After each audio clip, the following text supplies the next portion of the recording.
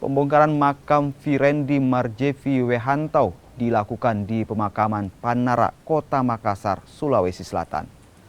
Pembongkaran dilakukan untuk proses autopsi demi mengetahui penyebab kematian mahasiswa teknik 09 tersebut.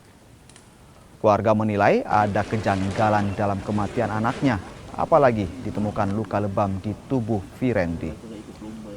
Sementara itu, kepolisian Kabupaten Maros sejauh ini terus melakukan penyelidikan dan telah memeriksa 18 orang saksi, termasuk pihak panitia.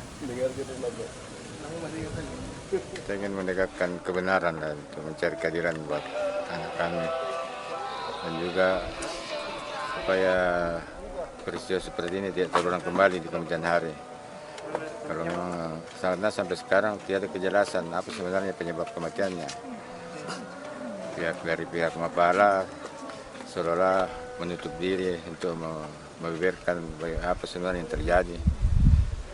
Untuk sampai saat ini kami telah melakukan klarifikasi terhadap 18 orang. Siapa itu? Yang pertama itu dari pihak peserta, kemudian dari pihak panitia, kemudian dari warga di sekitar tempat diksarsi.